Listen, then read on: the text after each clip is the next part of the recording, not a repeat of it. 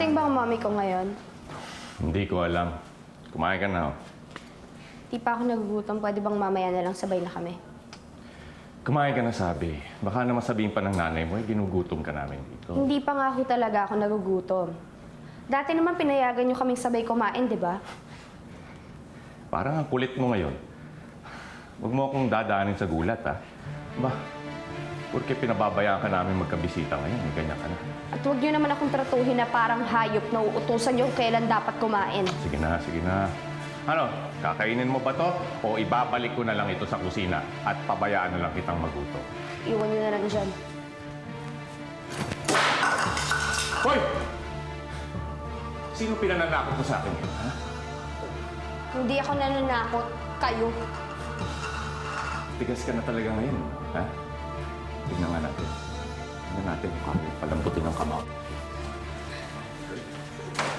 Bakit? Anong gagawin niyo na naman sa... Wala akong gagawin sa'yo! Ha? Ha? Matapang ka na, ha? Sige, buka dyan! Buka dyan! Buka dyan! Tulungan! Ano, ha?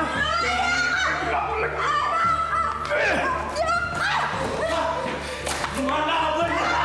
Lumalaban ka! Ayan, gusto ko! Yan ang gusto ko!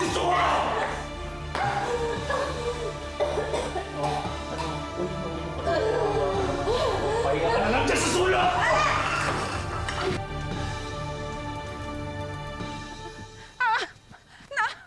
Nasaan na tayo? Huwag kang mag-alala, basta sumama ka na lang. Ano ba? Bakit? Nasaan na tayo? Ayun! Ayun, si Mr. Luksin! Ay! Nasundan niya tayo? Ayun pa siya! Ayun pa! Ayun pa, oh! Dumadami! Dumadami sila! Ayun pa siya! Papalapit! Takbo! Tulungan niyo ako! Takbo! Baka mawala yun! Ayan siya! Yun nga utos natin eh! Mawala siya! Sige na! Wala na yan! Nasa bayan ng kapatid kong sundalo. Naka-civilian. Naka-on leave. Sasamahan ka niya hanggang sa makarating ka sa kabilang bayan. Para kung may mangyaring masama, maitawag ka agad sa amin. May usapan na rin naman kami ni Cardinal eh. Hindi naman siguro masama kung may plano rin tayo para sa'yo. Salamat ako, Aldo. Magpapakilala siya sa'yo. Pero hindi sa pagsasalita. Huwag kayong mag-uusap dahil baka pati siya malintikan.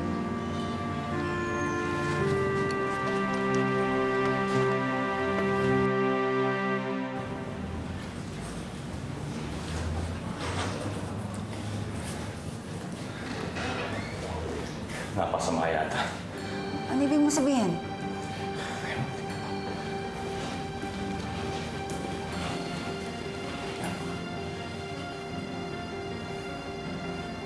Bakit meron dugo dun sa baba? Ba? Ewan. Hindi ko yung ginagalaw sa baba. Sinusuntok ko lang siya sa mukha at sa katawan. Wala na iba.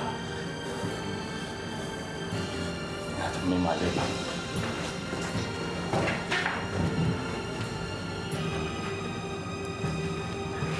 Uy, ito. Eh, dali na natin sa ospital. Ngayon na! May isang palaw! Dali, Lo. Buhatin yan. Dali sa ospital.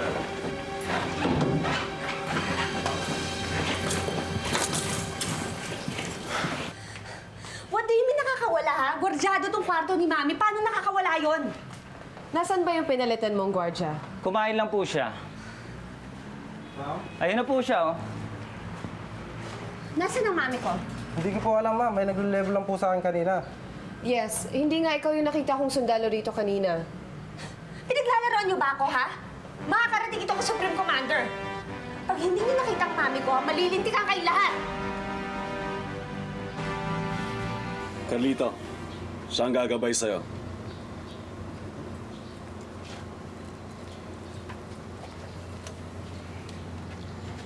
Kapag hindi niya natulungan, tulungan mo sarili mo. Susuko na lang din ako. Siguro papakita ko na sa kanila na may isang salita tayo.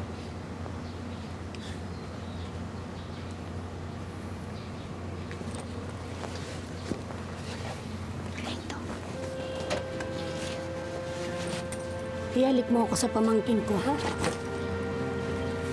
Ingat ka, Carlito, ha? Makakasama naman ako. bukas na naman ulit ang mga telebisyon, radyo, at may mga dyaryo na rin. So, abangin na lang siguro ang mangyayari sa amin. Hindi kami titigil hanggat hindi natin nakukuha ang kalayaan ng bayan. Carlito, good luck.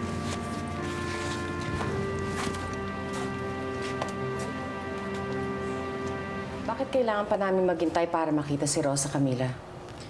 Hindi ko rin po alam, Tita Alicia eh. Masyado silang abala dahil sa pagsuko ng kapatid ko. Alam niyo, nasabi sa akin ni Rosa Camila nung huli kami magkita, Madam President, na sana daw wag sanang sumurrender si Carlito para isa na lang mahuli kaysa dalawa. Hindi na mapapayagan ng apo ko na magkalayo pa sila ng anak ninyo ni Leandro. Talagang napakatigas pa rin ang ulo nilang dalawa. Madam President, meron po kaming nadaan ng mga nagrarally laban sa gobyerno ninyo. Mabuti po't pinayagan uli ito. Gobyerno ni Gonzalo. Ang naging usapan dyan, oras na nahuli na si Camila at saka si Carlito, ililift ang martial law. Pero wala pa rin pong pagbabago, Madam President. Siya rin pong nakaupo. Alicia, pwede ba akong makiusap na tawagin mo akong muli ng Romina? Dati tayong magkaibigan. Tita, sana yung mga nangyari dati sa pamilya natin, sana wala na rin po yan sa inyo ngayon. Magkakasama na tayo ngayon. At hanggang wakas na ito.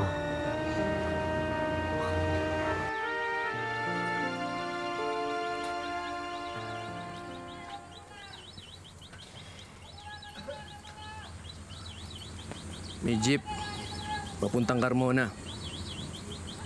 At mula doon, may sakayang papuntang Siniluan. Susundan ko sila. Carlito, sa palengke raw sakay ang papuntang Carmona. Sige, at pagkasakay ko, iwanan niya na ako.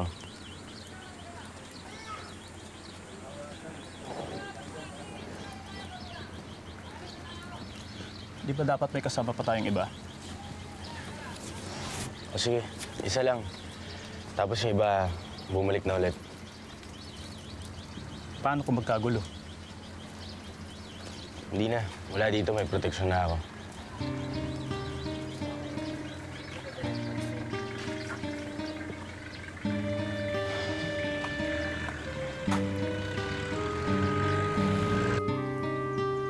Kuya Aldo, nagkita na kami.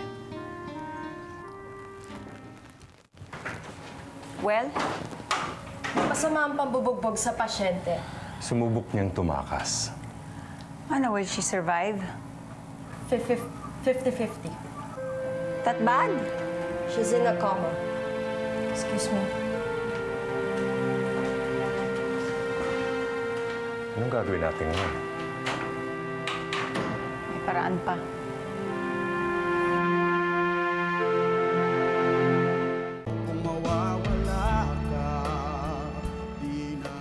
Hindi ikaw si Alberto. Yung anak ko, hindi ako tinatali. Para sa inyo rin po to, Mr. President. Baka kung sana naman kayo magpunta eh. Nakakalabas ako. Saan ako nagpupunta? Kung saan-saan po. Nung huli kasi nakita kayo ni Amanda sa park eh. Kumakain kayo sa basurahan. Yung babae, hindi niya ako tinatali. Sino ba kayo? Ako ang bagong doktor nyo. Patutulugin ko lang ko kayo sandali. Yung babae, hindi niya ako tinatali. Nasaan siya? Binisita nyo ang anak nyo. Nasaan niya? Nakakulong po. Nakakulong? Wala tayo nakakulong? Pati ba si Alberto nakakulong?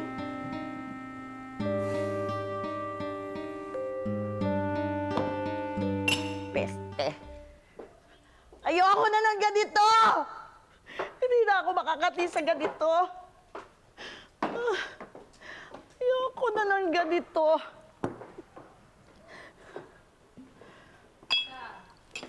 Tita Iluminada, tama na yan. Walang magagawang maganda yan para sa'yo. Pwede ko bang makalimutan ang problema natin? Ba't hindi mo makalimutan?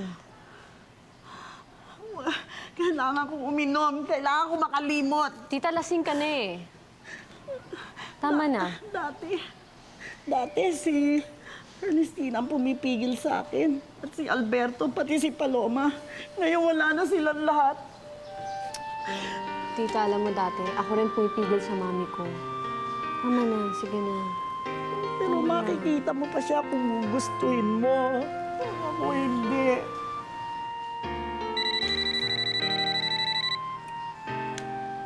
Lucinda, ano yun? Ano? I'll say, good for her.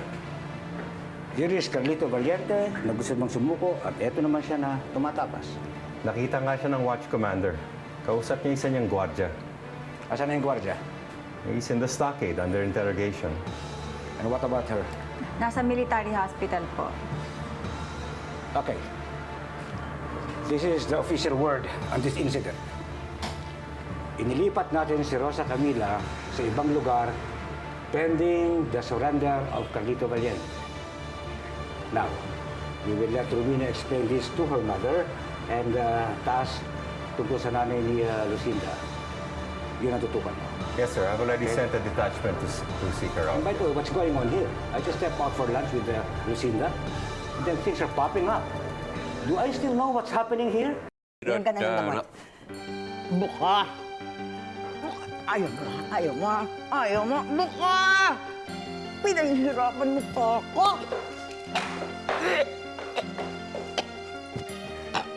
Iyan, kasalanan mo. Ang tigas-tigas mo. Nanonood ako! Ang tigas kasi ng ulo mo. Pinahihirapan mo kami lahat dito. Konting yung utos lang eh, hindi mo pa makuha. Talagang mo ako punta ako sa banyo. Hindi! Diyan ka lang. Tataya ko rito! Gawin mo.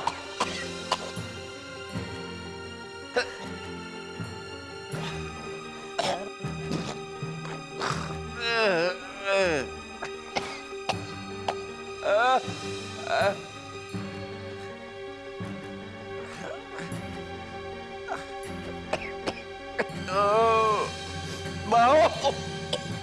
Tinatago na naman yung sa akin si Rosa Camila. Alicia, makinig ka.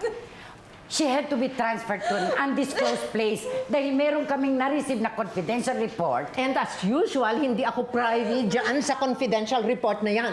Meron kaming na-receive na confidential report na ploy lang daw ito ni Carlito. Ang balak niya talaga ay iligtas si Rosa Camila. That is all lie, Madam President. Alam naman natin lahat na hindi makakapasok dito at makakalapit man lang mga tauhan ng kapatid ko dahil sa lakas ng puwersa ng mga sundalo. At kung yan talaga ang binabalak ng apo ko, sasabihin niya sa akin yan, Crisanta, nasan si Rosa Camila? Pagkahuli ni Carlito, ilalabas si Rosa Camila. Labas niyo siya sa akin! Sa akin! Alicia, tama na. Baka marinig ka ng mga sundalo. Wala akong pakialam kung sino makakarinig sa akin. Alam ko meron na naman nangyaring masama sa anak ko kaya tinatago ninyo. At kung kailangan mag-rally ako sa loob ng opisina niyo, araw-araw gagawin ko! Kailangan tawagan si Carlito. Anak ko!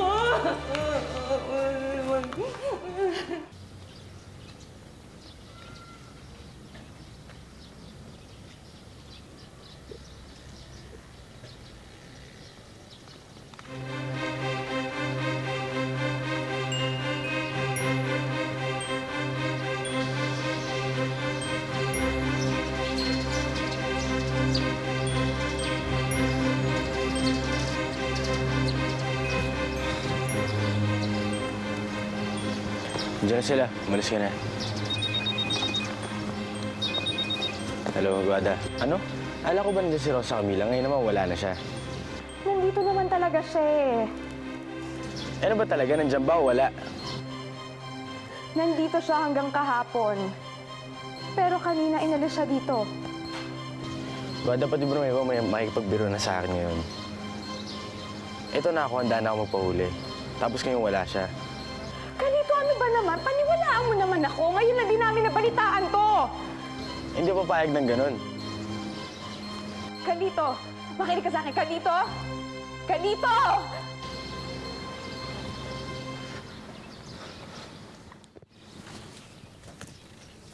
Carlito Valiente!